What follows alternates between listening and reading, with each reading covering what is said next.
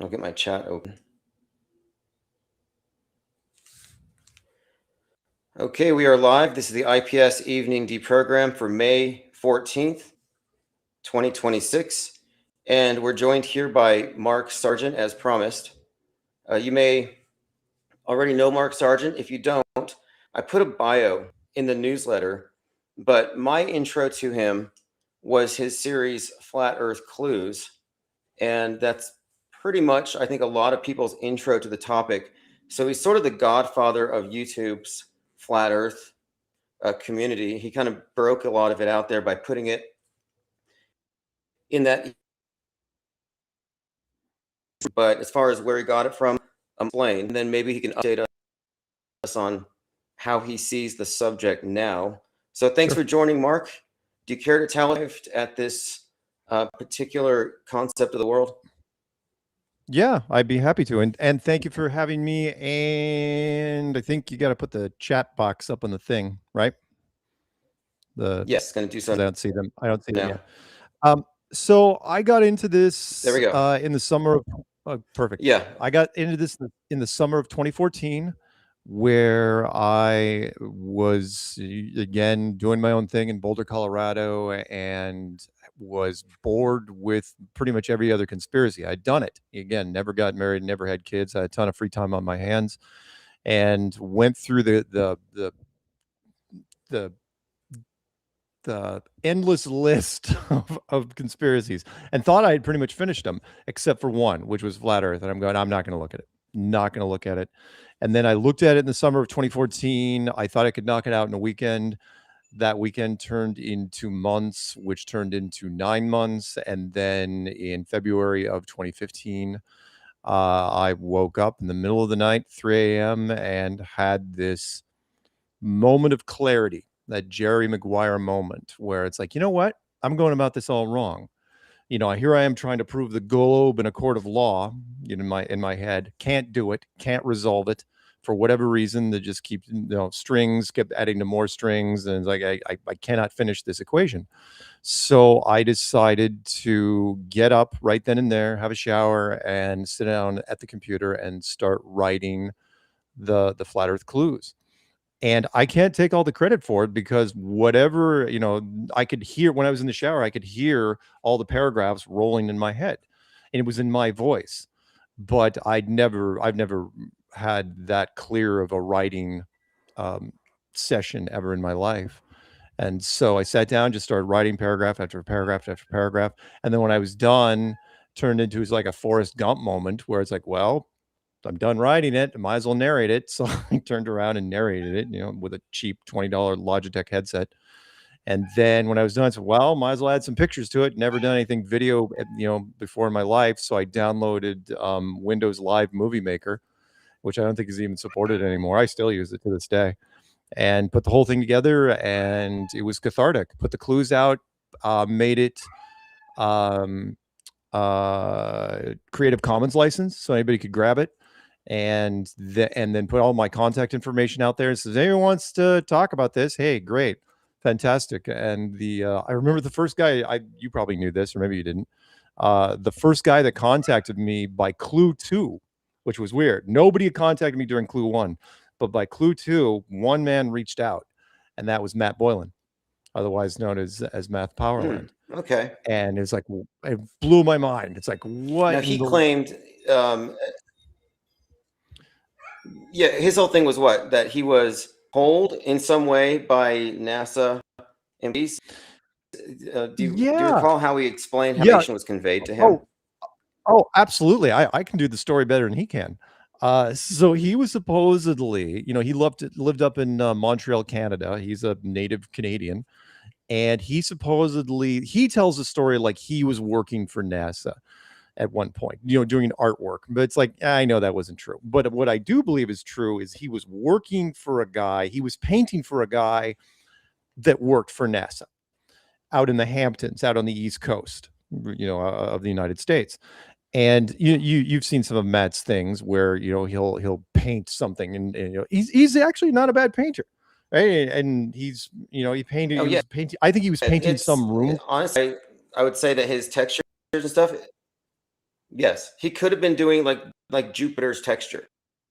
You look at these very a lot of these planets, and that's the kind of Right. artwork he was doing. So I figured, okay, if he was contracted to do that, then maybe he was close enough to where he might have been let in on something, or at least that was the impression that he gave. Yeah, yeah. So what he did there was, I think he was painting something for this guy that worked for NASA, and Matt is not a fast painter, so he's like, it's like, hey, will you paint this wall in my living room? And Matt's like, yeah. It's like, you don't give the guy a time limit because he's not, he's not quick, but he's good. And so at one point the guy's like, well, hey, I'm throwing a party next week. How would you like to come? Good looking guy in his 20s, dabbled in acting in Hollywood, and, wanted to make a splash for himself. So he attends this party, and there's a lot of NASA engineers and NASA mucky mucks. And how the story goes is, because it was in the Hamptons, and it was a holiday party, there was a windstorm down the, some ways away, and they lost power. So they were down to candles and wine. And as you know, that turns into story time for most people, because what else are you going to do? And this guy was talking about the GPS system in Antarctica. And they were comparing notes with another guy, and saying like it didn't work, like GPS didn't work in Antarctica. Another guy said, hey, Fred, you should send some of your guys out there. And then a third guy chimed in, who seemed to be more in the know than everybody else. And he goes, well, if he sends his teams that far out there, they're not coming back. Right. And then Matt, just a 20-something good looking kid walking around with the glass of wine. It's like, why wouldn't they come back? Is it too cold? He goes, no, because it's flat. Matt didn't get it.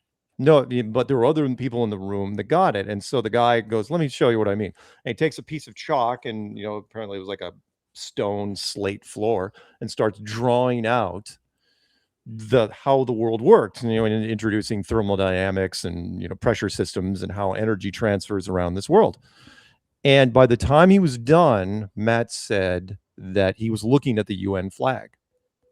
But even then, Matt didn't get it. Why would he? Right? This was years before anybody else got into it, and it wasn't until I think a year or two later, at the very least, where Matt all of a sudden started thinking about it. It's like, wait a minute. Maybe the guy wasn't talking metaphorically or anything like that. Maybe he was talking literally. And by the time he tried to get back to these NASA guys, their phone numbers had changed and stuff like that. But the reason why I even know this story, and I've got it on my channel, it's still there now, or I may have re-uploaded it a couple of years ago, where it's the only coherent, no offense, Matt, if you hear this, but it's true. It's the only coherent, sober interview he ever did. And it was just between his girlfriend and he in Montreal, where she sits him down on a Sunday morning, he's sober, on a couch, and she goes, tell the story. Just freaking tell it. Right. And he lays it out as clear as I'm talking to you now, in a very calm, normally he's so freaking animated, very calm, very low key voice. And he's laying out all this stuff. Doesn't give names, which he probably should have. But it was amazing story. And as I'm listening to it, I can't find the plot holes. I'm going, wow, this would be a wonderful Twilight Zone episode, or a little made for TV, movie type of thing. But it was good. And it was one of the reasons I got into it. So sorry, long story, looping all the way back. That's definitely what I was hoping to hear.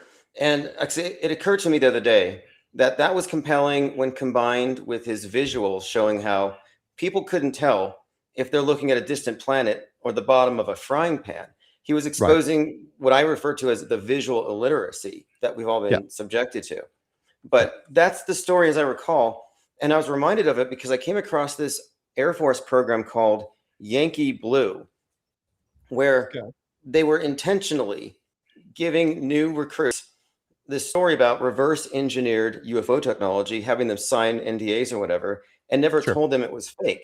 And so it's almost like all of the UFO stories we hear and rumors could be the result of people who've been given these little subtle hazings. And his story had all the hallmarks of such a thing. Yeah.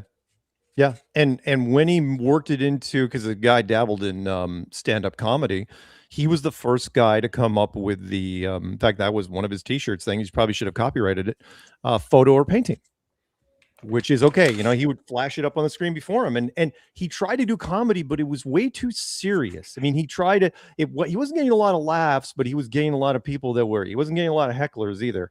which was it's like, is that a photo or a painting? And Matt was proud of saying, no, I painted that. But you don't know any different because you believe the world that is presented to you. And when I show you this painting of a planet, you immediately think, all I have to do is say, oh, yeah, it's a NASA photo. And that's like, well, NASA's credible. Therefore, this photo that you're showing me must be credible because it looks very close to what NASA shows us when it comes to planets, distant planets. And he really drove the point home. And I really enjoyed that about him. I'm sorry that he kind of fell by the wayside, but his work still lives on. And I'll always give him credit when I can.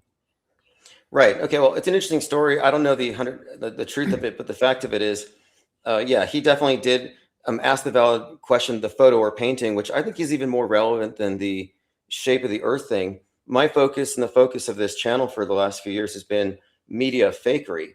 Like, for example, you have a popular right-wing conservative figure who apparently dies on TV.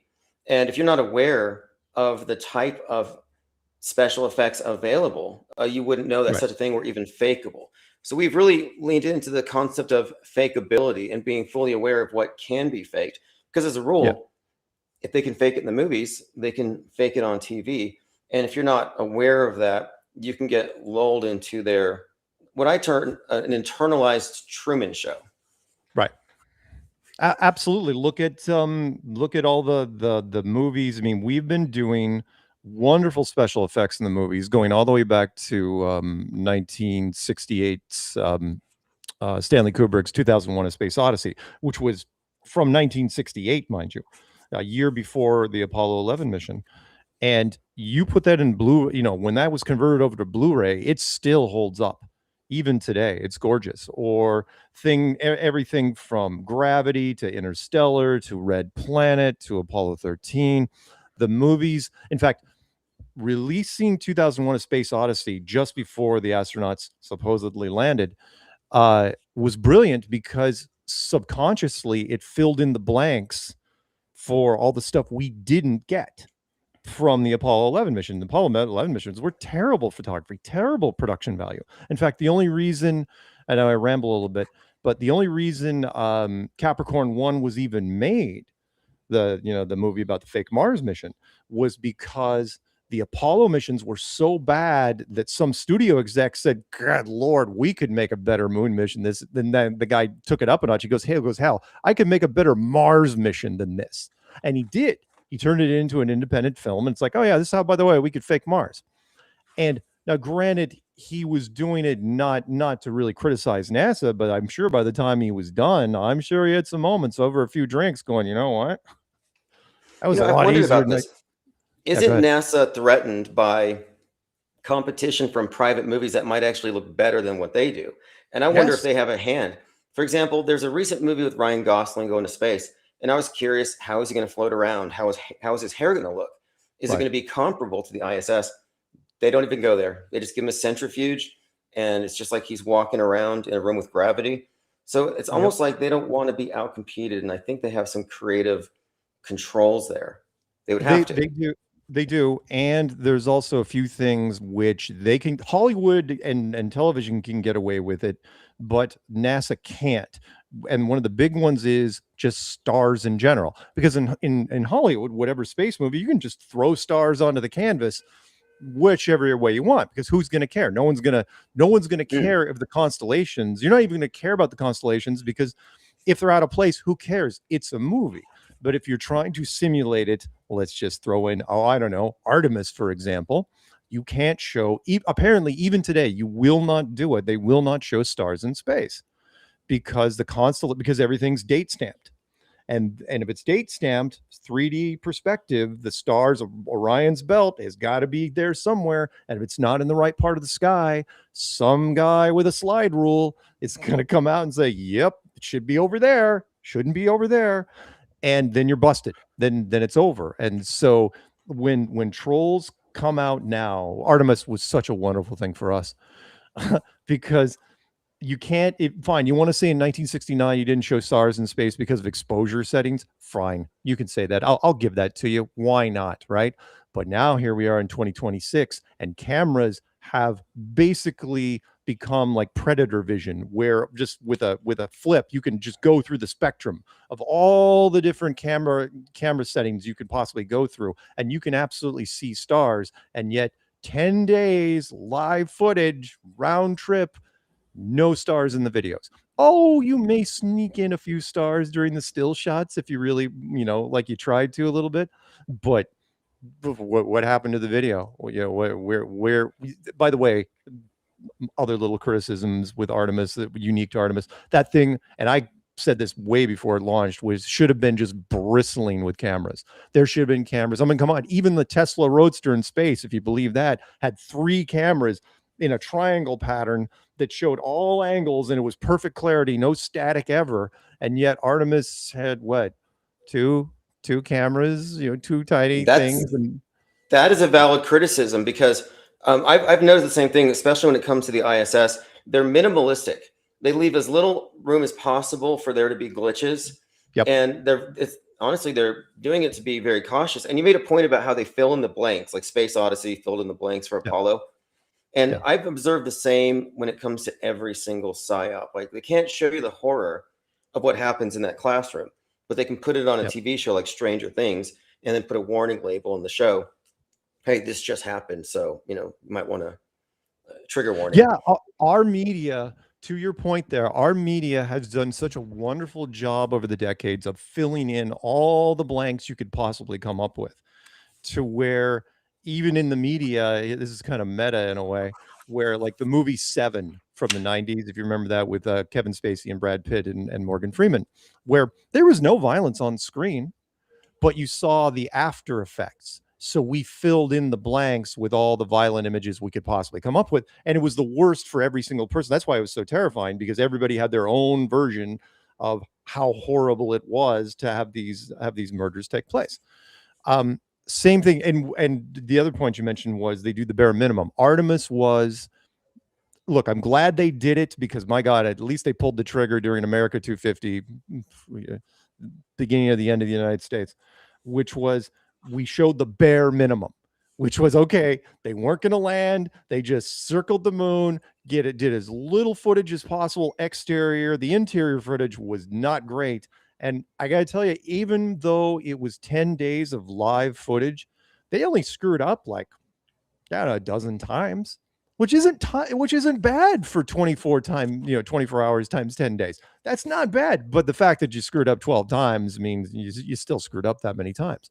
But what it let me know, which I love, oh God, it makes me so happy, which is that let me know after they were done that if, they barely got by, and all they were doing was shooting basically interior footage, 4 astronauts, floating around doing their thing for 10 days. They will never be able to do a live moonwalk ever again. They cannot do it. The scope is too big. And by the way, here's the comparison I came up with. It is like shooting the inside of a room, of a cabin inside the Titanic versus shooting outside of the whole ship. It's a completely different animal. You cannot, you want to fake something inside a capsule, fine. You'll be able to get away with it mostly. But you try to do a big sound stage like you did back in the day with moon dust and moon rocks. Okay, but now you have the surround LED, like the Las Vegas Sphere, the Mandalorian. And I think that's replacing green screen. And so I've been wondering, when are they going to transition from green screen to these more immersive special effect, where it's just like the background is indistinguishable from a real environment? But I don't think they could just make the leap suddenly without being obvious. But when they do the moon bases, I presume that's what it's going to have to be. Well, exactly. And they're not going to do moon bases. There's 2 things I want to mention there.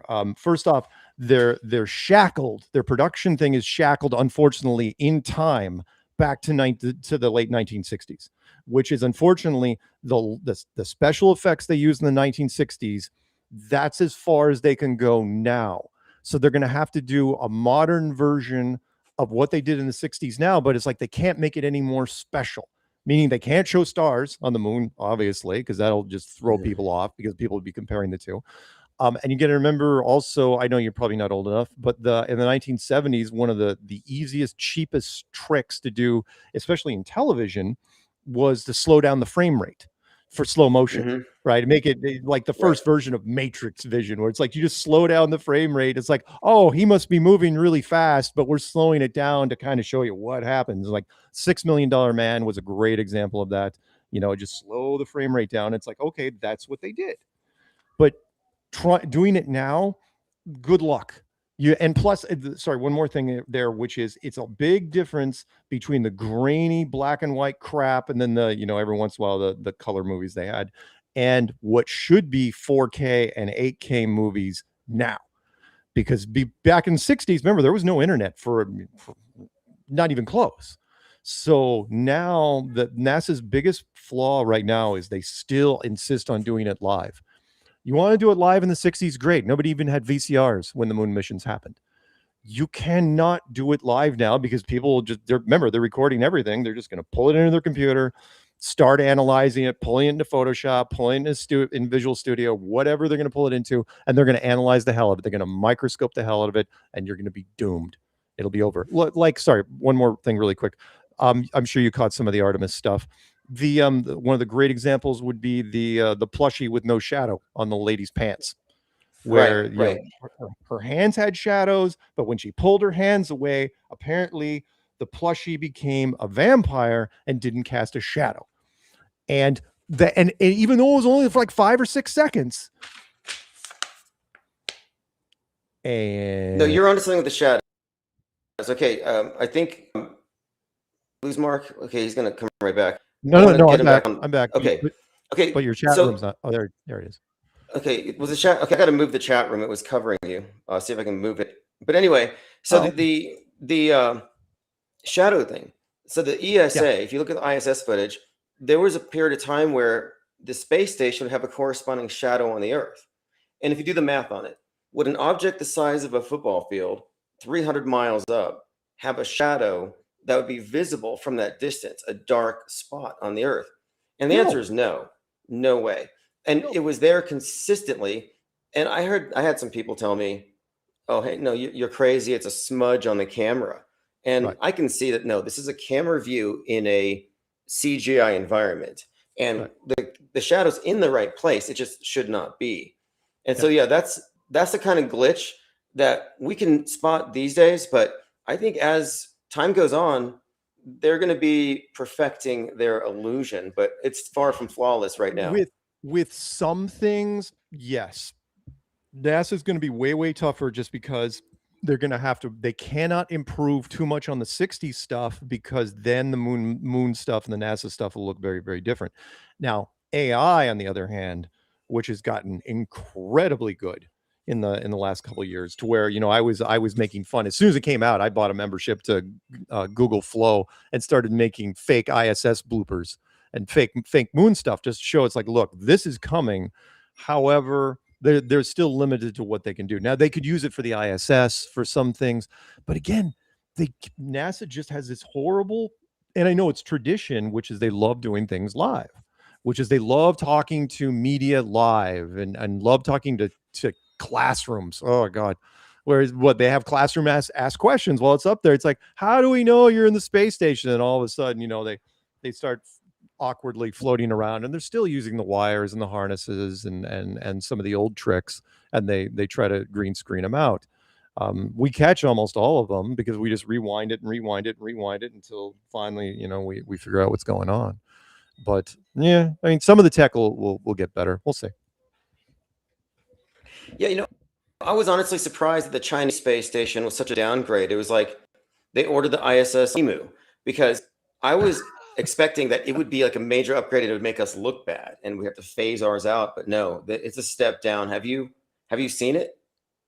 The Chinese station, which has really been downplayed over the last few years. And first off, if you're going to build an entire replica of the ISS, the Chinese supposedly, made a copy and supposedly did it in 18 months.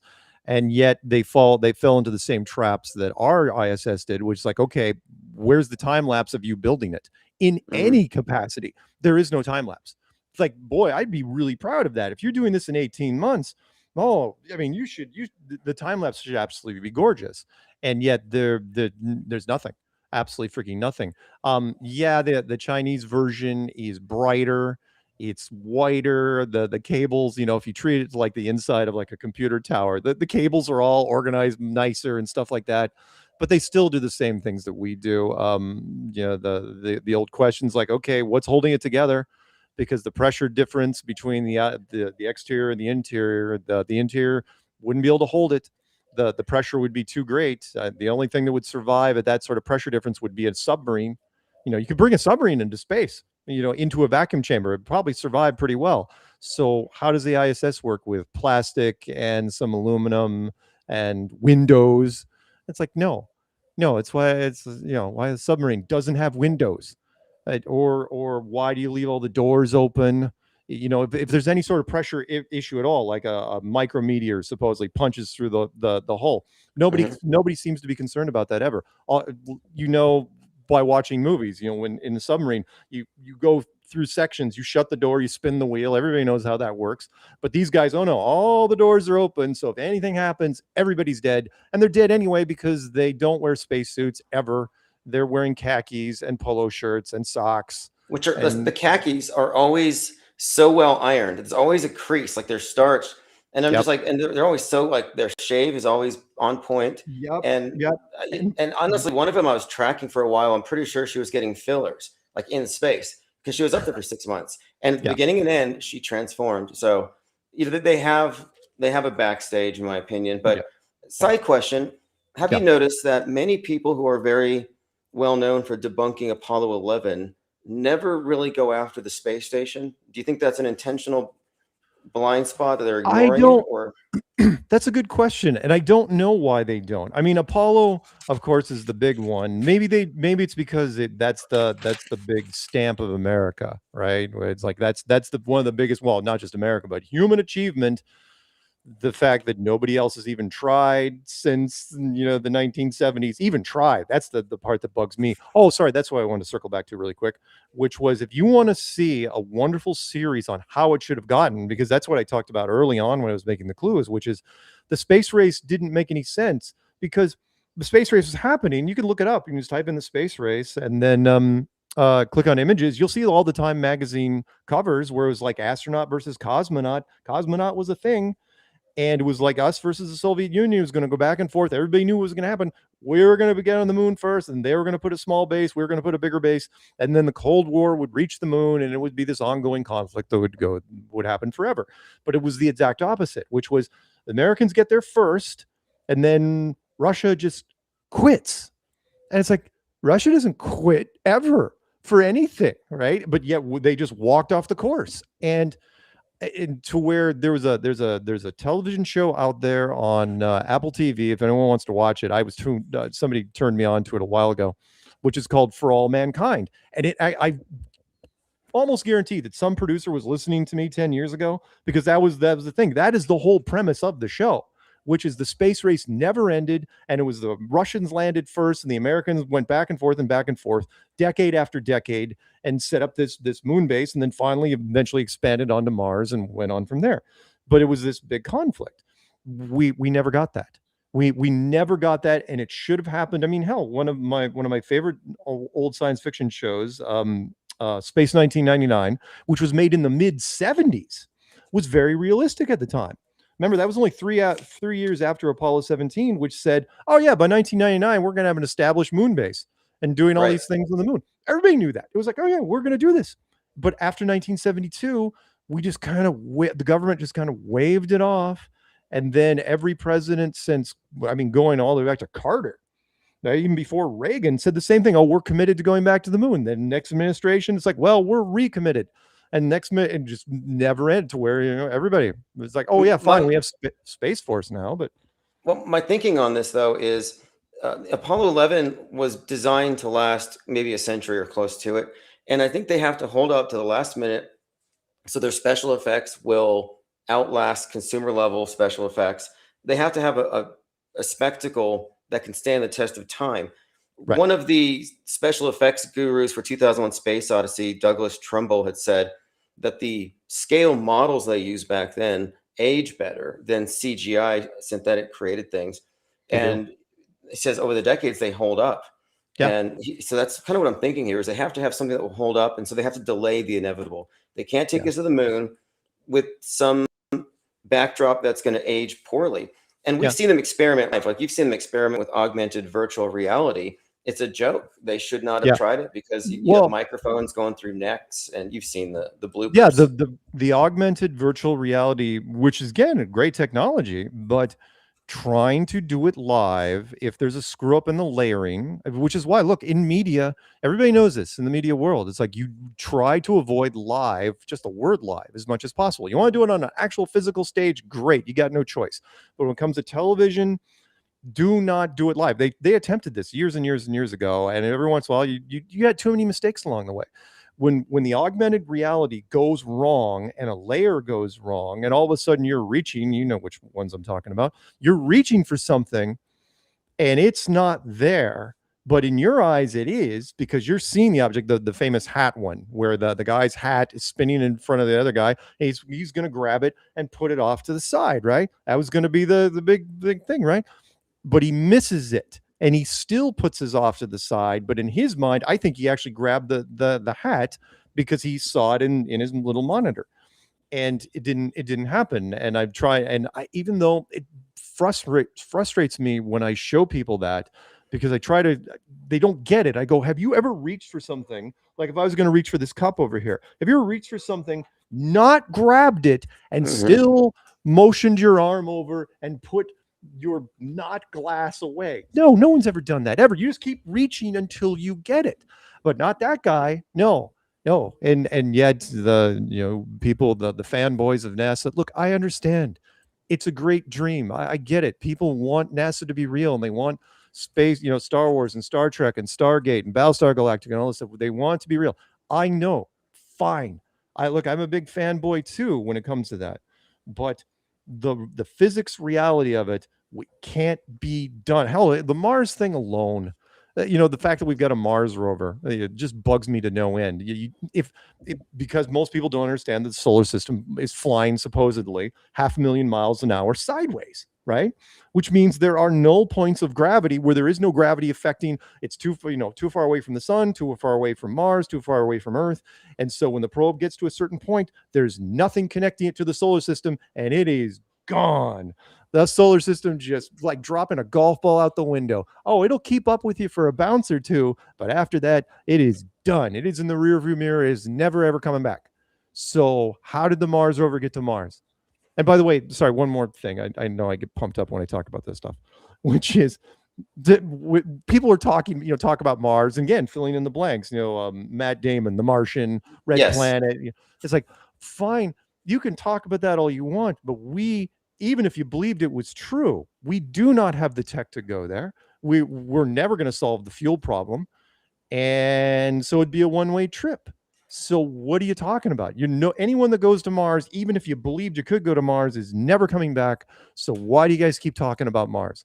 Why do you keep clapping your hands like seals every time Elon Musk makes a tweet? It's like, forget about the moon. We're going to Mars. Come on. Yeah, I happen to think that the whole Mars concept is more like a utopia, a perfect version where it's sustainable. We leave Earth's problems behind. I think it's mostly just a mental construct that has kind of replaced heaven and paradise. It's just a grandiose example of what you call future faking, but it's not even close to achievable. But I also think it's sort of a way of conditioning us to think, okay, these are the ways that we should live. So let's make Earth like what Mars is going to be, because there'd be no reason not to. So yeah, I think Mars is basically a psyop to shape our worldview. Actually going there is ridiculous. What is your take on the alien disclosures? Are you at all surprised that it was just nothing but nothing burgers and old clips? The first wave of alien stuff, which we just got a couple days ago, I pretty much knew that wasn't going to be much, because you're going to release the crap first. I treat it like the opening band at some sort of festival or whatever rock concert you go to. The first two bands that show up, no one really cares too much, right? It's just like, yeah. The first one, because you can't release your good This is production 101. You can't release your good stuff first, because anything less than the good stuff is no one's even going to pay attention to. So this first batch, and by the way, it was underwhelming. Oh wow, was there just it was I mean, it was everything you thought it was going to be, right? The black and white grainy Air Force footage, we're using thermal cams. You blacked out all the digital stuff, all the indicators. Like, fine, why would you black that out? And they showed it was just, it was almost practically nothing. And again, in this Twitter AI generated, where everything's spectacular and wonderful color world, those images they showed us were just terrible, which is why I showed on Strange World the Oak Bay thing from Canada, which I still to this day love, and most people still don't believe it, because they can't believe they see that could be real, because we don't release any footage that's worth a damn. So the second wave that may come out, well, I'm waiting for the second wave, which would rival the thing from Canada, the Oak Bay 2008 thing that I've got. And if anyone wants it, by the way, email me. I'll drop it to you. It's wonderful. Now, the timing of the hype about this closure following in the wake of a Steven Spielberg movie for Age of Disclosure. Do you think that's a coincidence, or do you think this is an indication that this closure was scheduled years ago for this particular time? Yeah, Steven shouldn't even be making movies anymore. He doesn't have anything left to prove. He's won a bunch of Oscars. He's gotten Best Picture. Steven doesn't have to do anything. And yet he's coming out this year and doing an Alien movie, and he hasn't done an Alien movie in some time. I'm not going to count Cowboys and Aliens, but I will count E.T. and Close Encounters of the Third Kind, which was done in the 70s, long time ago, 50-something years ago, which I saw in the theater, which was just blew my mind when I saw it. I was like, yeah, back in the 70s, that was the only conspiracies anybody ever talked about in the 70s were UFOs, Bigfoot, and the Loch Ness Monster. UFOs being number one. And do I think it's a coincidence? No, it is a major film that they're releasing with heavy hitters, heavy all-star hitters, and a lot of production value. And you know how it goes. Would they be willing to tie that into, I don't know, actual disclosure? Sure. What do they got to lose at this point? I've always said, you have too, I think, to a certain degree. It's like, why have you waited so long to do a Project Bluebeam? Why have you waited so long? It doesn't matter whether you're age 8 to 80.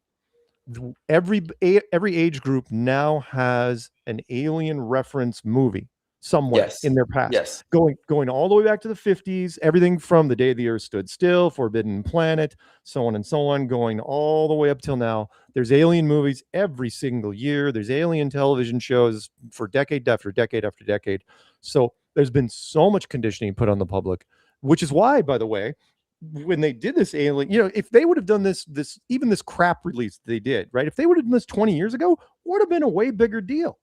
Now, this year, 2026, oh no, everything's on the table. And why you didn't? Nobody panicked. In fact, most people are like, yeah, you're gonna release some good alien stuff, because I'm not seeing it yet. So what surprised me was when they opened, I call it the movie screen, I call it the Overton window, because when they introduce something through the movies or through a trailer, suddenly people entertain it. They introduced this trailer. Now people are talking about aliens, but simultaneously now demons are being talked about. And I noticed that there's a tendency that the further right the conspiracy theorist leans, the more likely they're going to grasp onto the idea that these are demons, like Tucker Carlson, for example, attacked by a demon. And then left, it's more like friendly with the aliens. And Steven Spielberg's movies are characteristically friendly aliens. I don't know how this one's going to be, but I think that's been the angle. But we've had an uptick on demonology in the last few months. Have you noticed that? Yeah, I have. And my co-host DJ and I have been speculating a lot lately about what you could do if you were going to do like an actual alien disclosure, do a Project Bluebeam or whatever it is. There's only whatever you do, the aliens, unfortunately, because of our culture and how it works, they have got to be spectacular. Remember, you only get one chance to make that first impression. They've got to be tall. They've got to be sparkly or good looking. They cannot be ugly or demonic in any way, shape, or form, which is why, if you guys have ever watched the show Childhood's End, which was a brilliant take on the whole thing, where aliens showed up, they put off personal things until they finally, it's like, we're going to give you all this stuff. We're going to rescue humanity. And then they reveal themselves, and holy smokes, they're red, scaly, have a bifurcated tail and horns. And it's like, oh, so yeah. But even then, right, not all religions would react to them super negatively, but red's not a color you'd want to use, or green, or any of our colors. They can't, I hate to say it, but they can't be white necessarily unless they're glowing with, like twilight glistening skin or whatever it is. But could they? Yeah, they've got to, if they're gonna pull this off, they can't look, to your point, can't look like demons in any capacity. They cannot look sinister. Even their eyebrows can't be slanted in. Right? They can't have sharp teeth. They can't have any of this stuff. They've got to be the opposite looking of demons. And then they can say whatever they want. And as much as the Christian community would like to be, oh, we're not going to be fooled, or, it's like, really? Because if they looked soft, Steven Spielberg, like you're saying, friendly, if they looked friendly, a lot of people are going to buy it. A lot of people. Well, they say good things like, hey, we're going to clean up your rivers and streams. We're going to give you this. We're going to give you that. Oh, yeah. People, that goes a long way. Sorry, go ahead. Well, the people who fell for QAnon, the people who fell for a lot of the political cultism of the last few years are the same ones who are saying they're not going to be fooled by the alien deception thing. And yeah, I don't think they're in a position to say. But you made a point about how this particular Project Bluebeam, this upcoming PSYOP, is one of the oldest ones. Like, they've been preparing us for this for generations. And if you look back, there was predictive programming for 9/11 back in the 60s. And we can point back to even 2001 Space Odyssey. There's some stuff in there. But we're looking at how far back you can find preparation for incoming events. And UFOs is one of the top ones. But one thing that I never really saw any predictive programming for was the advent of the flat earther and space critic. And I wonder, do you think that all the NASA critics are problematic because now the conspiracy theories that involve aliens aren't as credible as they might have been before?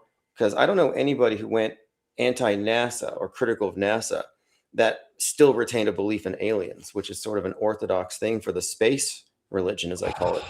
That's a good question. I don't. Whoa, what happened? Oh, you're just moving me around. I don't know in that. Well, one, I think it's awfully interesting that there has not been over the years, even though we've covered movies just about everything, there has never been a flat Earth movie that's been tied to flat Earth. We've talked, there's been Hollow Earth movies, there's been Journey to the Center of the Earth movies and stuff like that. But in fact, I was so glad, if you didn't see Begonia this year, so glad that Emma Stone is with us, and she snuck in flat Earth models during the cut scenes, and then put a flat Earth model at the end of the movie. Again, nominated for Best Picture, didn't win, but it was nominated. Good for you. But I don't think, but the UFO thing is only going to help the conspiracy world, or the truther community, whatever you want to call it. I mean, it's interchangeable, which is because now you can say, again, the government's coming out. It's like, well, yes, we've seen UFOs. Really? Because for a long, long time, you said it was always Venus and swamp gas, and everybody else was crazy, or everyone was drinking. Right. There was even a Simpson, remember the Simpsons one where the aliens sprayed him with rum because, like, well, no one's going to believe you now. And so now that the government's coming out, it's like, yes, we run it now. That they're still not saying, who they're from. But I got to bring this up really fast. The part that disappointed me, and maybe they're saving it for one of the waves, which was, whatever the second drop is, the third drop. It's like, and why the media hasn't really got into this. It's like, well, what about Roswell?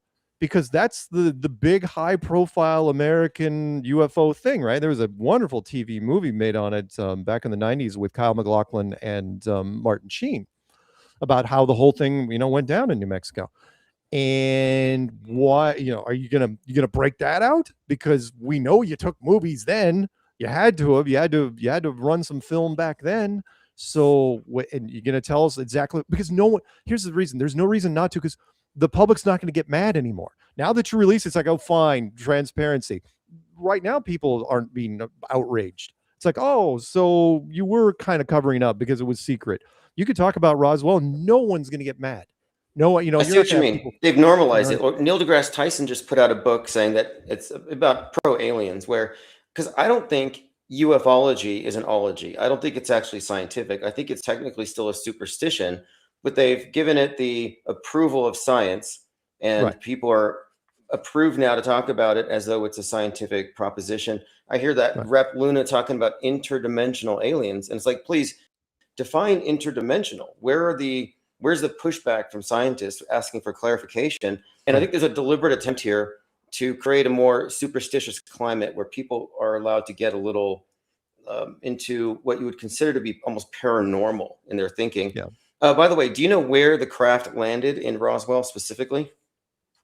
You mean which farmer's ranch it was?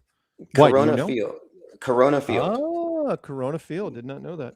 Yeah, By we the were way, just noticing Corona, the virus alien theme has been sort of mixed together over the years. It's just one of the early examples of that. Gotcha. If anyone, by the way, hits me up on Telegram, I will dump you. I've got the TV movie in a little MP4 on my machine. I will throw it to you on Telegram. It's easy to do. It's well worth the watch. It breaks it down because again, when I watched that story, it absolutely had no plot holes in it at all, which was craft, however reason, crashes into this field in New Mexico. Rancher finds it, thinks it's the Air Force, yells at the Air Force. Air Force is like, "Why are you yelling at us? We'll go fine, go out and check it." The rancher's obviously crazy. They find all this stuff, think they've basically become heroes. It's like, my God, we've got ourselves a flying saucer. We're going to be heroes. And then 3 days later, the Pentagon, because then they told all the newspapers. That was, this local base is like, we've done something great. Pentagon doesn't realize it for 3 days. And then they're like, shut up. It's like, no one's supposed to be talking about this. And then they, roll it back with the weather balloon thing. But it's a great story. The farmer gets paid off. The radio station people get paid off. And, they clean up the field as best they can. And everybody shuts up. And it was a well-kept secret. I would love, sorry, tie it back to your thing. I would love in the second or third drop to have somebody, it's like, why not? You have nothing to lose. It's 2026. Everything's flying off the rails this year anyway. So why not do it? Why not do it? Now, okay, so in your view, because I think if there is anything to it, I'm thinking it's a manufactured event, but presented to some people as real. Like, I think there might be some Roswell? useful Roswell. Like, I don't know if I believe in, like, I think it's unlikely that distant travelers would crash in such a way after making a successful trip. But given on the Earth being enclosed, where do you propose these things are from? If you believe that there might be something to I it. believe, and the backing, my backstop for this is I believe that UFOs aren't from Venus or Mars or Jupiter, obviously, because you can't get to Venus or Mars or Jupiter. They're just lights on a ceiling. I believe they are just older remnants of older civilizations that that were, I think there's rules of this place that have moved on. And by that I mean, come on, we all know you don't have to watch Ancient Aliens necessarily to figure out that the old civilization remnants are out there. The sunken cities off of Japan, sunken cities off of India, the Bosnian pyramids, the real pyramids, Machu Picchu, Pumapunku, Göbekli Tepe. Ooh, I got that right that time. It's a terrible thing to pronounce. Bimini Road, and so on, right? There's all sorts of fun remnants of civilizations. When ours gone, probably the only thing that's going to remain is Mount Rushmore, which is sad, but it's probably true because it's inland. If that's the case, then I believe that every civilization has their time and then they have to move on. But if they have the tech, they're allowed to, they're basically in here with us. Could they be subterranean? Sure. Could they be interdimensional?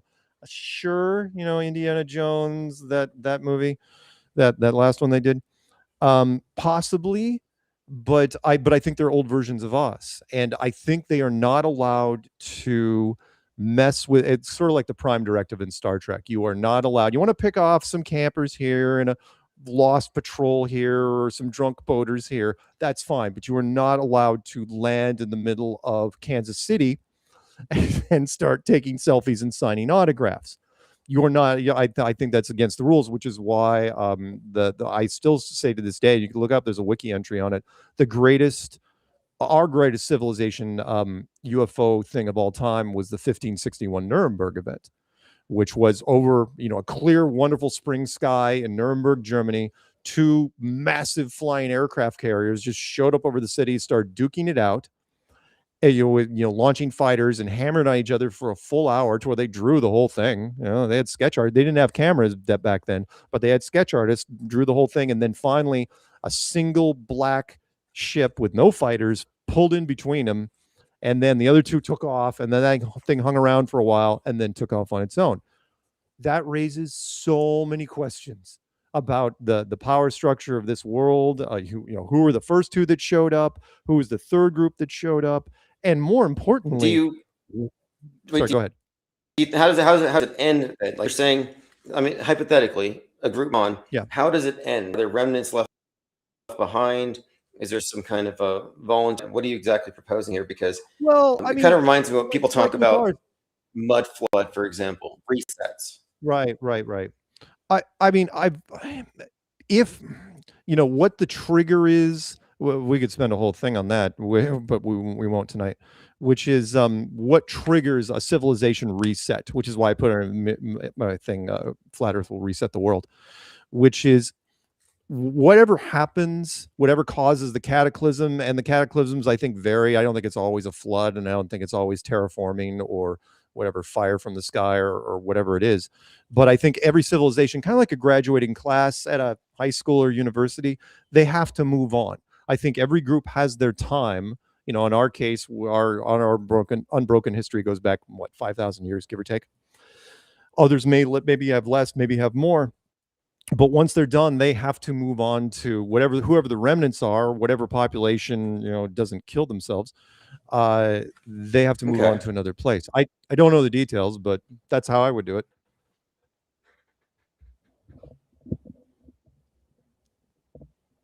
Still there?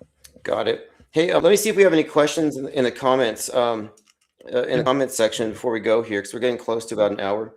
So I want to make sure that if anyone has any questions for you. However you want to go, by the way. However long you want to go. Okay, so now you have a concept as far as the Earth. You suggest that this is a construct. Sure. Isn't that kind of built into your idea that it's an artificial, or as far as the dome or whatever, it implies higher intelligence, a higher power. I do believe in a higher power. I do believe in God, although I do respect the 5 major religions of the world. And I do believe that God was a programmer. If you want any great example, and I'm so glad that it's happened over the last 3 years and gotten out on the internet, would be the red laser DMT experiments. I think those are brilliant. And I love it even more if you don't know what those are. You take a red laser, you spread the spectrum, you put it against a wall, usually a white wall, and then have your friend take DMT. I'm not endorsing drugs, kids. And then they stare at the red laser, and the closer they get to the wall, they not only do they see the code, but they can see what's behind it. It's like a red version of the Matrix. Matrix is usually in green, but this is in red. It'd be very egotistical for us to think that this civilization invented programming, right? And I know it's easy for us to say in the old world setting, which is like, well, God made us with magic hammer and chisel and all this other stuff. It's like, yeah, it's because those are the tools of the day. But now what we can build is all done with ones and zeros.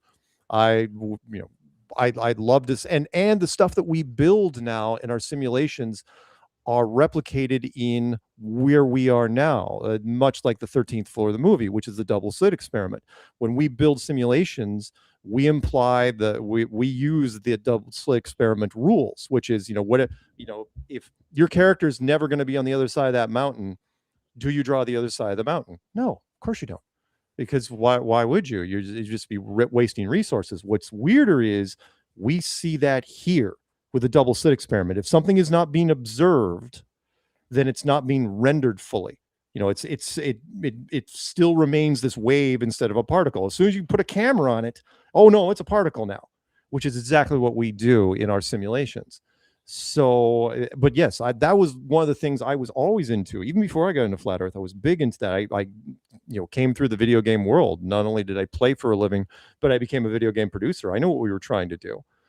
And when I concur with that. Go ahead. You have to, the idea of including in your assessment of the universe, human input. Are we co-creative beings? Are we partially in some way responsible for what's occurring?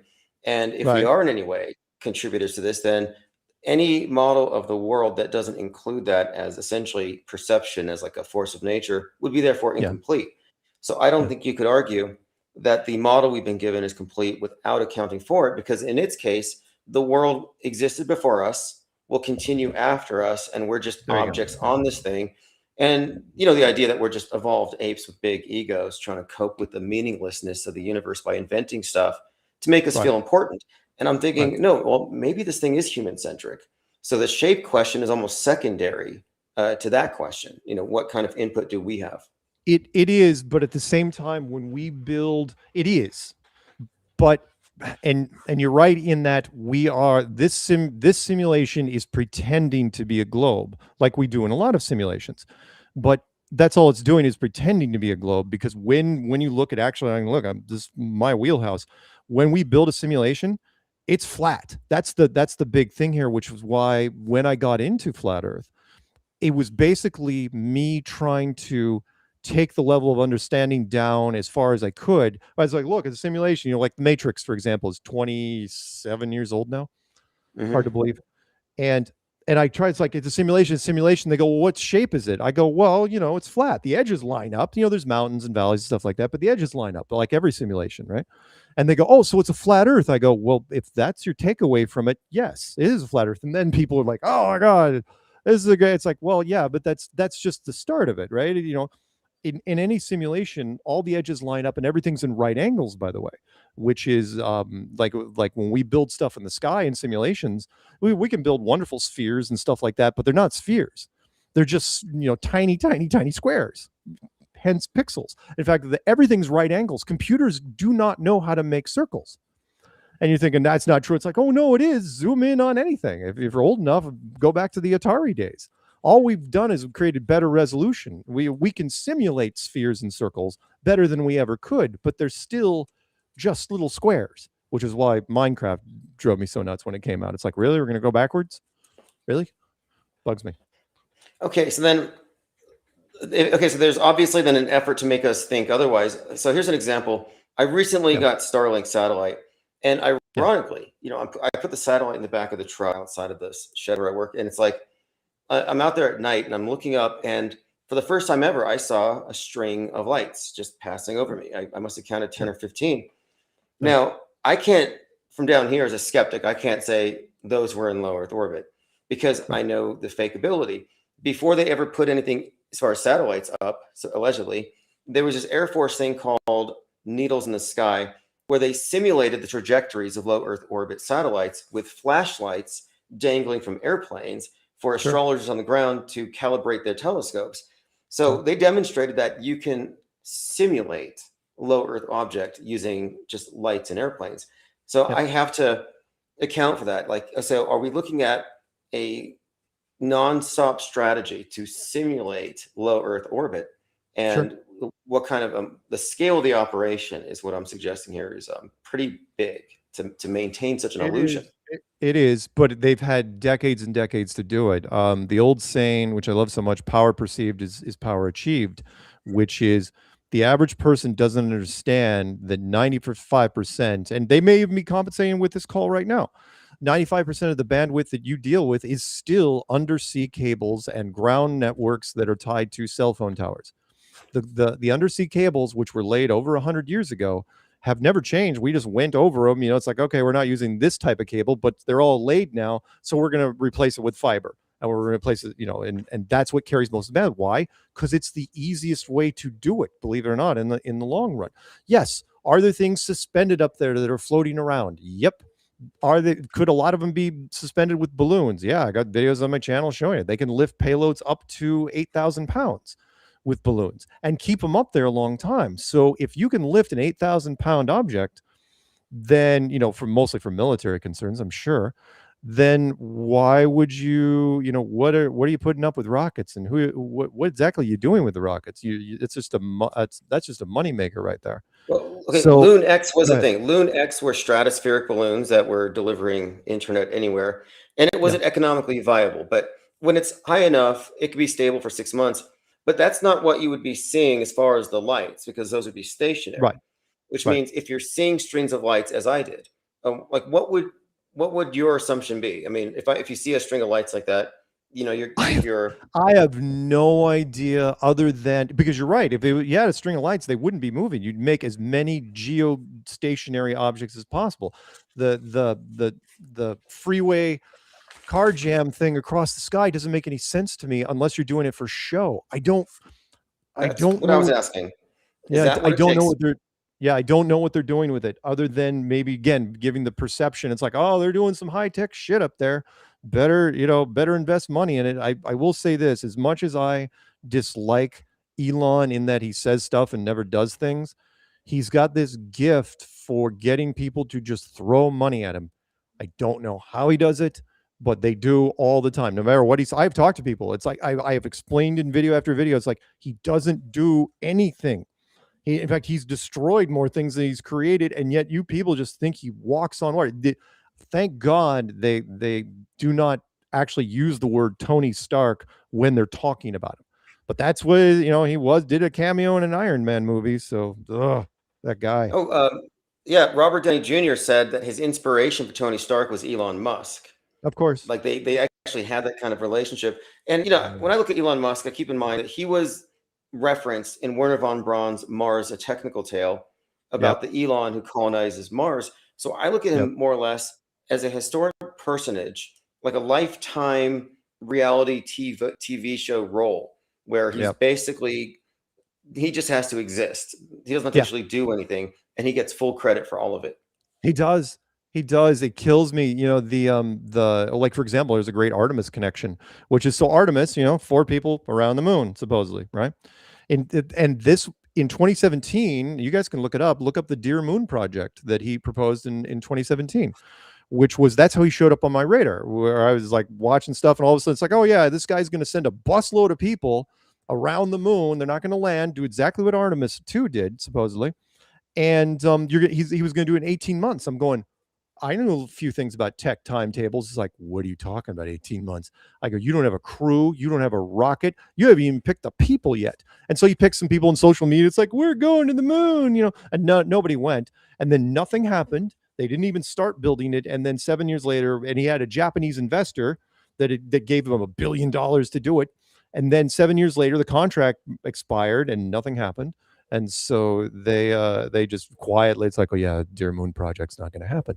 And rinse and repeat, like you said, you know what you said is about as good as anyone. He just seems to be a placeholder for a role. He doesn't have to do anything. He's just there.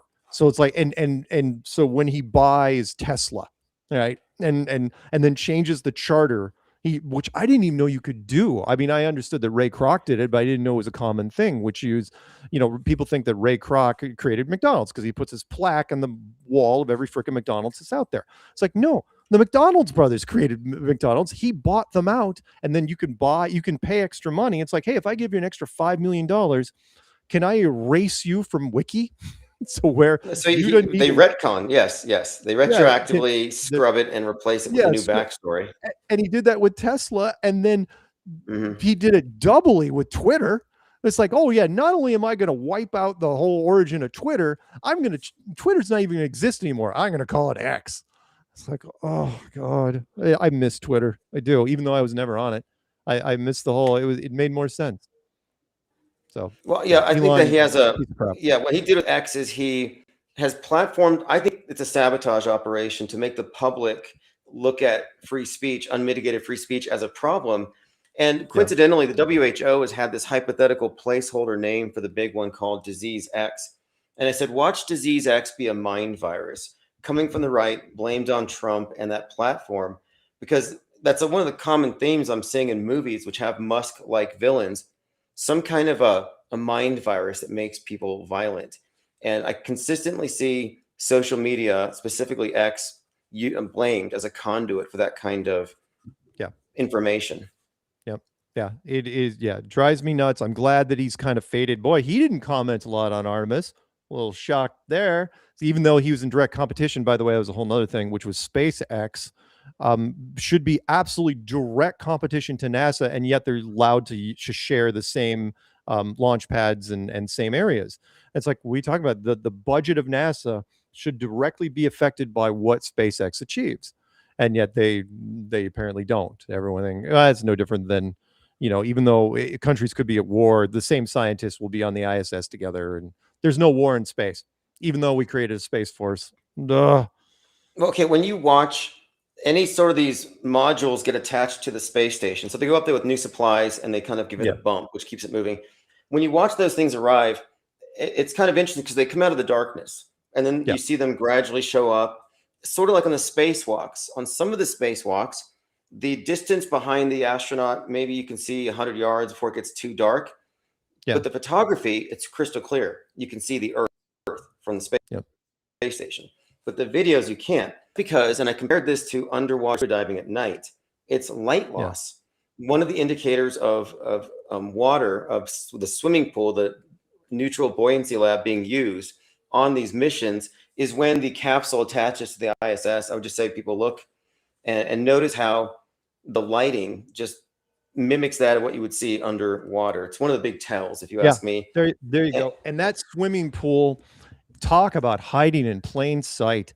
They use that swimming pool, the one of the deepest, if not mistaken, deepest, biggest swimming pools out there, to simulate. Like, well, why do you use it that way? Well, because we want to simulate the floaty feel of an astronaut being in space. I'm going, okay, well, a couple things wrong there. One, that's the exact opposite when it comes to the pressure suit. The pressure of a spacesuit is supposed to be pushing out, and the water is trying to get in, even though it's not very deep. So the pressure is not going to be that big a deal.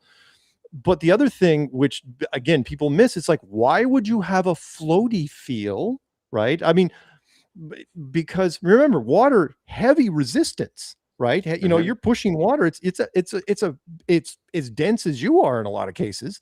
So, but if you're in space, your muscles weigh nothing. Your bone mass weighs nothing. Kind of my argument on the moon. A 180-pound man weighs 30 pounds. Why are you moving in slow motion? You should be fast.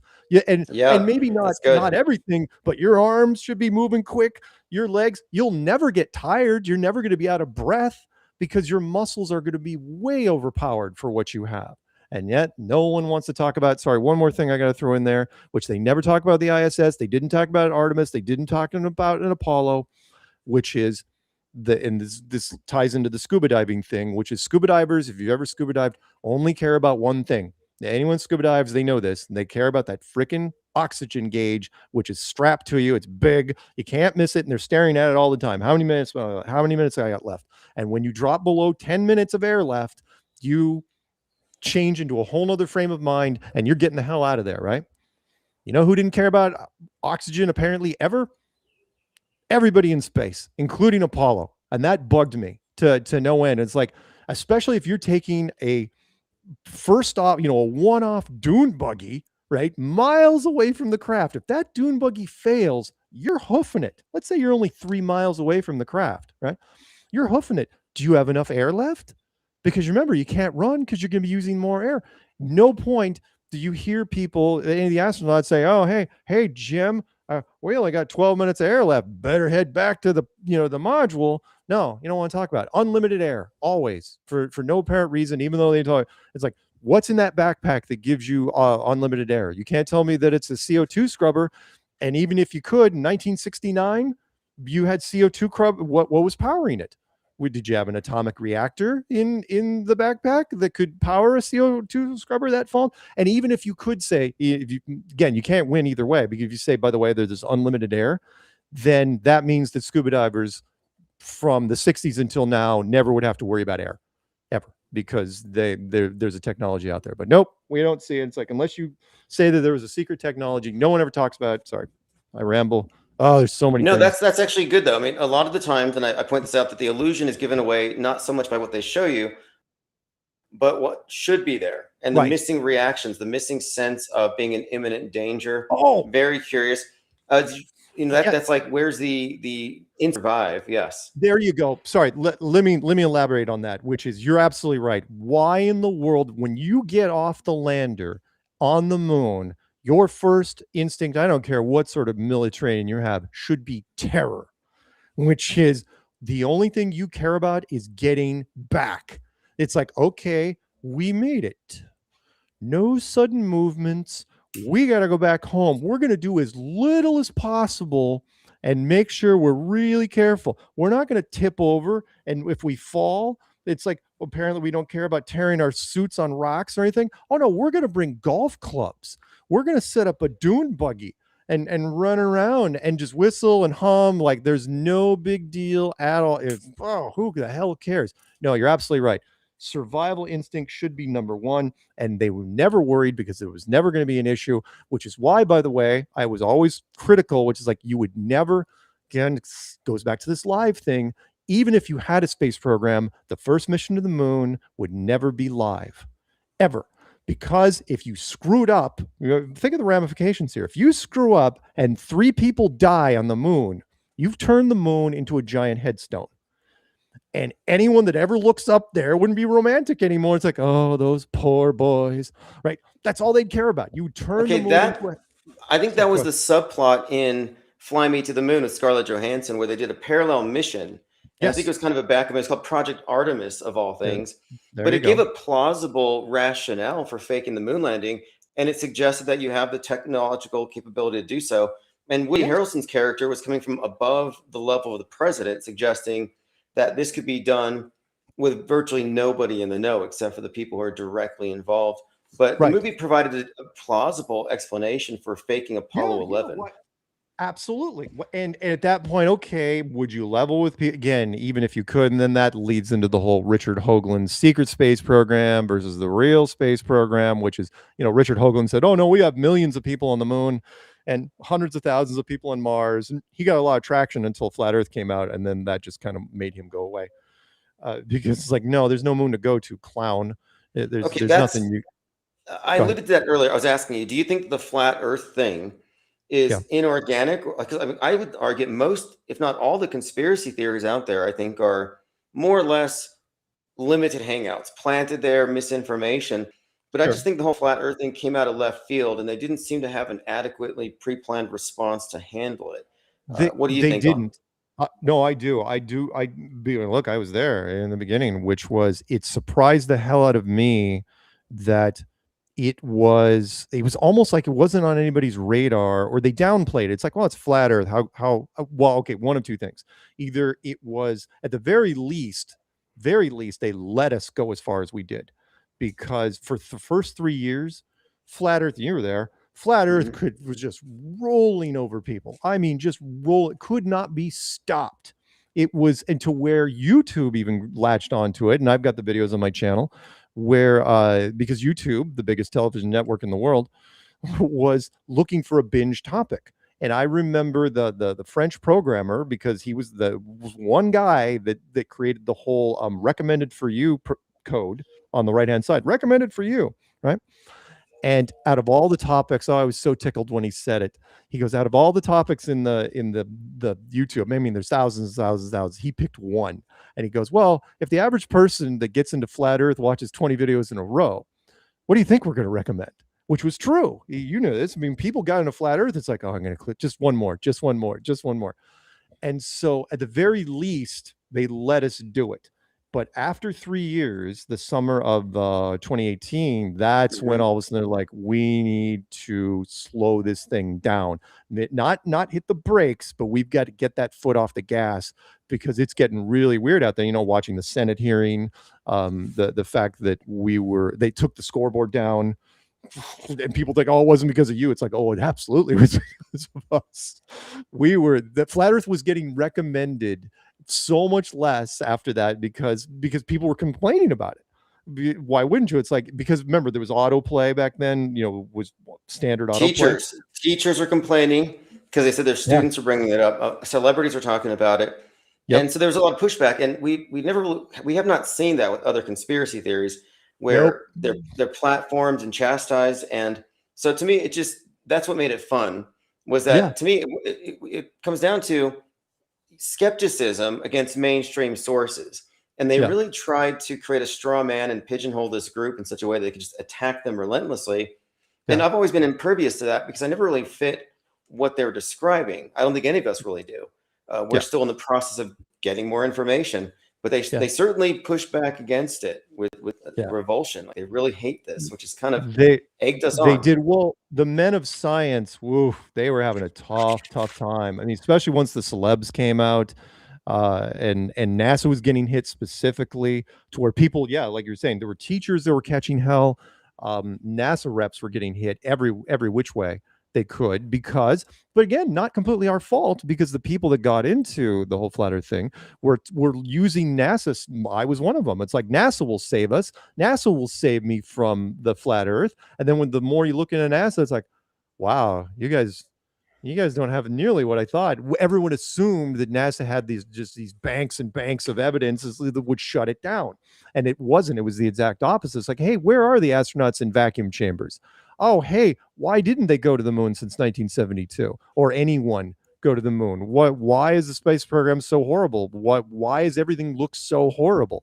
Why are you guys making so many mistakes? And it was, but I do think it was, do I feel it was organic? Yeah, because I was there and helped make it organic.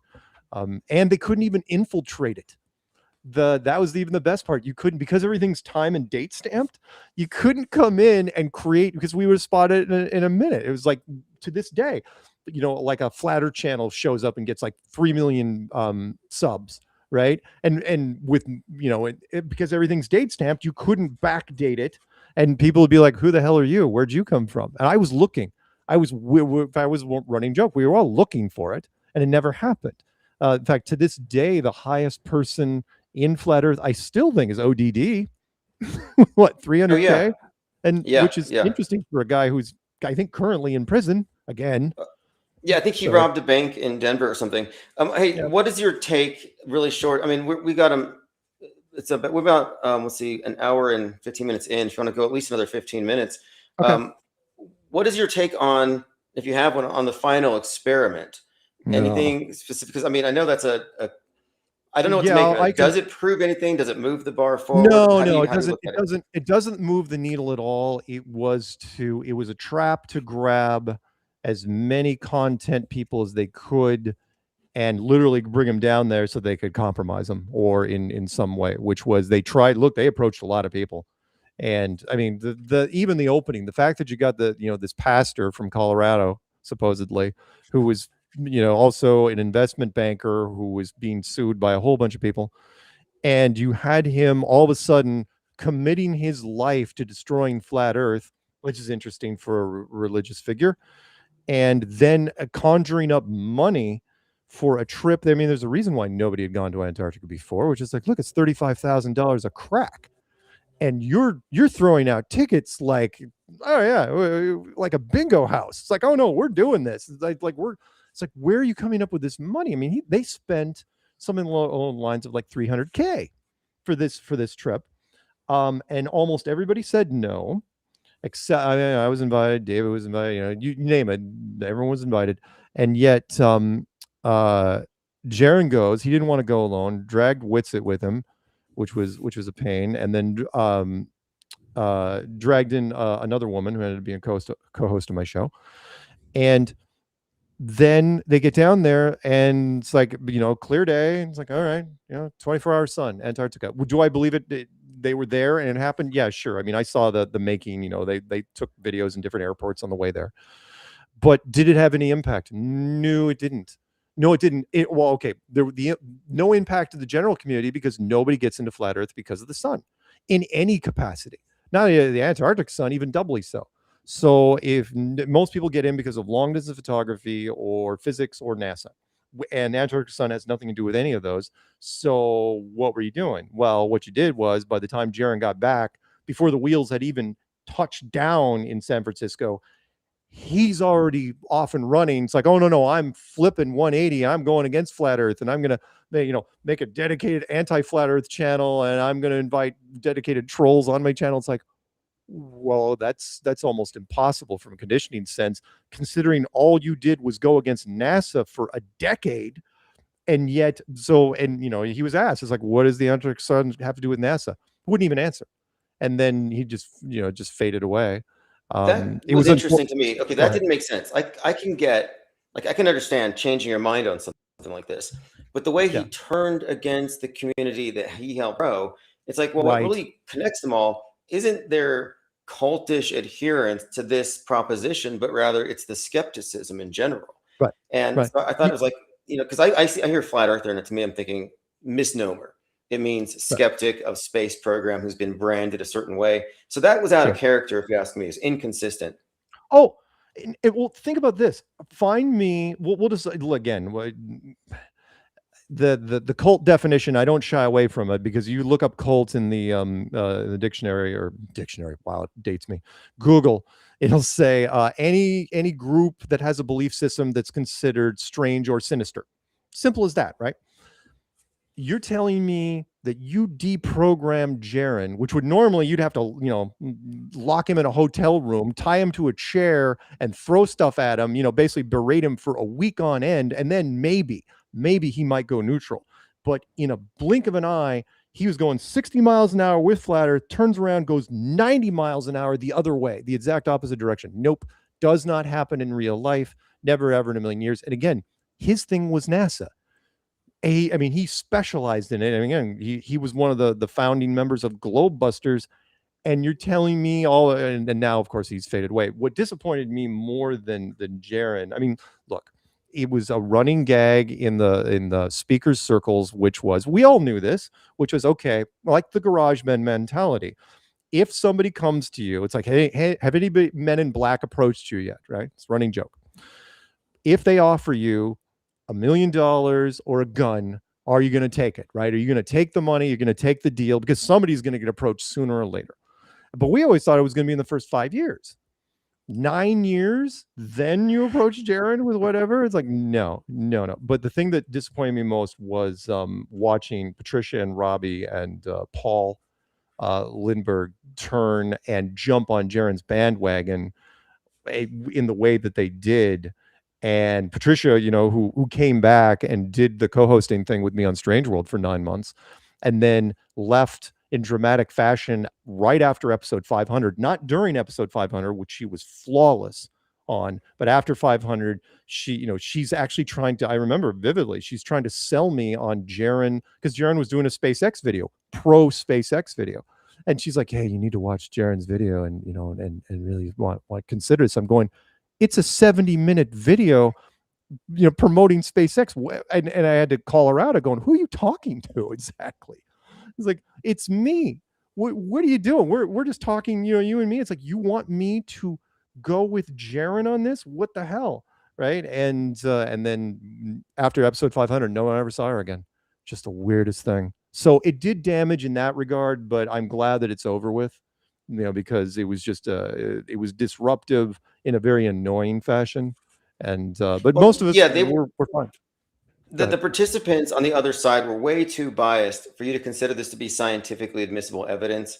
So I don't trust them anyway because they're biased. But following the whole thing, Jaron agreed that Kate Perry went to space. And my point here was that even if you see the 24-hour sun and you're convinced we're on a ball, it doesn't mean that their science fiction is suddenly real, because they've been faking these things forever. So how is suddenly that plausible to you that she went to space? That's exactly. He went. I have never seen this naturally happen. This was even worse than the whole Joe Rogan thing. When Joe Rogan was attacking NASA, then all of a sudden he does a television show where the very first episode he apologizes to NASA for everything he ever said about him.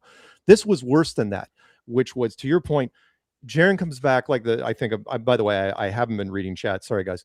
But I saw this in chat where Jaron all of a sudden became pro space everything. Space is just legit.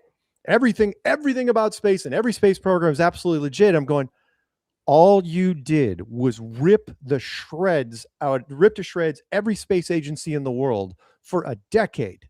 And now, in a blink of an eye, oh no, space is absolutely real, man. No, it's groovy. It's like, come on. No one's buying that, which is why his channel just evaporated into nothing. I mean, also didn't help that he deleted literally 1,000 videos off his channel, which I'm sure he did under orders. No one would ever voluntarily do that. Jaron, dumb. It was a dumb move, but again, he would have. I'm sure he was kicking himself when Artemis happened this year, because Artemis was horrible. So Right, exactly. Artemis was horrible, and now to like, I understand the whole idea of like, okay, maybe that changed your opinion on the model, but to suddenly now co-sign on all the fake stuff that he was expertly taking down, that's the part yeah. that doesn't quite add up for me. So Oh no, yeah. it didn't move the needle And by forward. And go ahead. and by the way, the Katy Perry thing. Oh yes. Come on. First off, the whole ride, and I say it was a ride because it was from launch to touchdown. What was 11 minutes? That is not a lot of time, right? And there are amusement park rides which are as long as that. And you're telling me that we aren't that old? Says, oh, Brian, sorry, one of my friends is messaging me in Telegram. But when it landed, it was like, hey, you guys were hanging in there until the whole door opening up with the weird wrench, and it opened up ahead of time, and it's like, come on. And the celebrities that were there, why was Oprah there? Why were the Kardashians there? It was a media event. Women in space. It's like, nope, nope, nope. And again, it wouldn't have been space anyway. And by the way, you missed all the hero stuff. Same thing they did with Artemis, by the way, which was, all right, things launching. Why aren't you showing the hero shots where they're in the chair and they're shaking, right? And they're scared out of their minds. That's The G-force. That's the money. Yeah, the You didn't see G-forces. Katy Perry's face. There was no indication, and they didn't do the hair. And also one other point too is you got nothing but jump cuts. If you actually look at the footage of that launch, this is why I don't think it's legitimate to say it's real. Is you have half a second at a time of them floating around. There's no continuous shot of them floating. Yeah, it's just jump cut, and which is consistent with parabolic flight, if anything. Yeah, it was it was a hype move. You haven't seen much since then, right? It was, and it wasn't any accident. She did it just before the tour. The fact that she had her tour set, that was the important thing. That's what she held up in front of the camera. These are the songs I'm going to play on tour. Really? Not that you're in orbit. Not that you're looking at Earth from space. Whatever. Yeah, it was awful.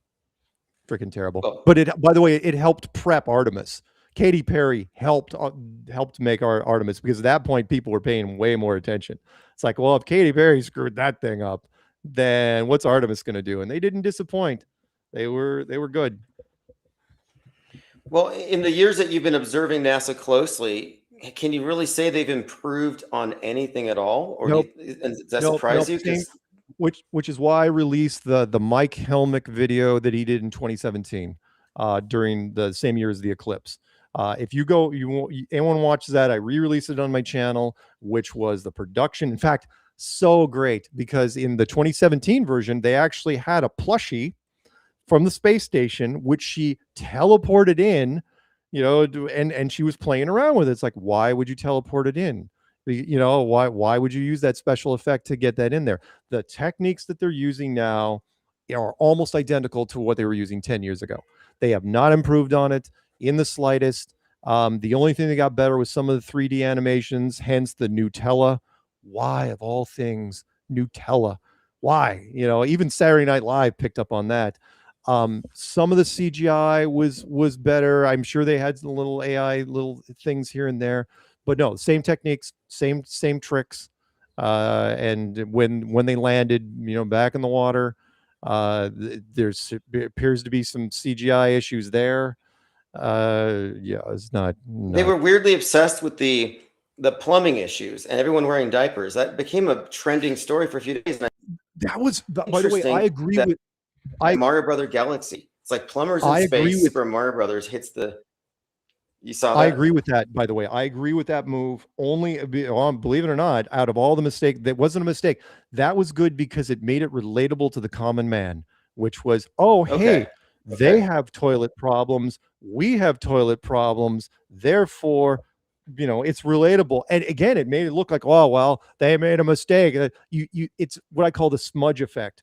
If you dirty up the production value just enough, it gives it kind of a gritty credibility to it.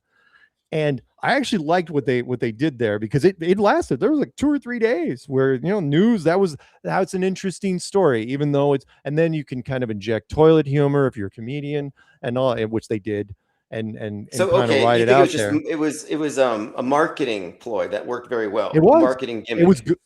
It was good. It really worked because people, oh, look, I knew I ran into a bunch of forums. It's like, oh yeah, the toilet issue, and the common people, most major news, because it's an easy thing to run on. You don't have to be a tech head to run that story, which is like, hey, the moon project's having toilet problems. Wow, that's great. Toilet is low tech. Toilet is something the average person can get behind. Everybody has plunged a toilet. Everybody uses a toilet every day. It's good. But that part was good. Rest of it not so great. But the toilet thing, yeah, it worked. Yeah, that's kind of what I thought as well. It's like they figured out a way to hit every demographic that will resonate even with school children. It's very puerile, but that's NASA for you. But I've had you on here about 90 minutes. We covered a lot of ground. I thought it'd be great to catch up again. And you have thank you. very Thank you. deep perspective on the whole flat Earth thing. And yeah, anytime we can push back against the stereotype, I'm happy to, because I think it's something of a misnomer, and it's just a body of skeptics who are inconveniently willing to call out things that they don't believe in, which is why I like the whole topic. I have to mention, if you have never caught it, my slideshows that I would do for interviews where I wasn't on video, I would include all the, I've got a flat Earth folder with all these slides, and some of these slides go all the way back to the beginning. I got to tell you, there's got to be 6 or 7 different penguin slides that are run through, and I think of you every time, because you were the guy that did the whole penguin army, to where I made different meme screens. Maybe I'll send them to you when I'm done here. Send you what I put, but I always got a kick out of it. Some of them, I'm sure, were made by you or people that that are years old. I've memories, of you doing the paintings. I think it was watercolors. Was it watercolors back in the day? Yeah, and we adopted the penguin. It was a watercolor, and the penguin was sort of a mappy topic because it represents what's at the edge. At the furthest reach you go, you're going to have to run through the penguins first. Yep. So it's kind of this paradoxical outsider, but also insider to the big secret. And we've maintained the penguin in the same way. This is pretty much fringe or cutting edge on how you look at it. So it's the perfect mascot for this topic, if you ask me. Oh, it is. I love it. I love it. Still love it. I'm so glad that you are still doing your thing, and thank you again for reaching out. It was overdue. And what night is Strange World for people who aren't familiar with your show? They're vaguely. Some people have not heard of you, so just let them know what nights to catch you. Where. It's Strange World is Tuesday nights at 7 Pacific, 10 Eastern, with my co-host DJ Curious and Peanut Gallery, and we're on my channel, Mark K. Sargent, or you can just type in Flat Earth Mark into any search engine. You'll get to it eventually. I only run a YouTube channel, so just be careful if you're out anywhere else and you see Mark K. Sargent. YouTube is the only thing I maintain. So, but yeah, it's what we do, and it's a weekly show. We've done 560 weeks so far, and I'm not stopping. Flat Earth for my cold dead hands. Go ahead. Okay, well, I recommend it. Strange World Tuesdays, very fun chat. You cover a lot of stuff, and thanks. I think the last show I thought was entertaining, and we should definitely do this again. It was good catching up. Yeah, and I got a lot of interesting feedback in the chat. All right, well, good talking to you, and we'll do this again soon. Then I'll reach out. All right, thanks, man. All right, have a great evening. You too. Okay, everyone, thank you for having me on. Thanks for hanging out here with me and Mark. We'll be probably doing a follow-up here. Things move fast, and so this was a nice time to catch up. I will see you all in Discord. Have a great evening. Okay, I think it's ending. I believe so. We're just waiting just a few seconds to make sure. Okay, there we go. And I want to say thanks again for your patience here. I know new system and a lot of engagement. So I think we'll get some good feedback. Cool. Wonderful. Glad we'll have to drag you out on Strange World now that now that you're absolutely. I see you're doing your thing. So yeah. Okay, very good. Good talking to you, Mark. Have a great evening. Appreciate it. Thank you. All right. See you, man.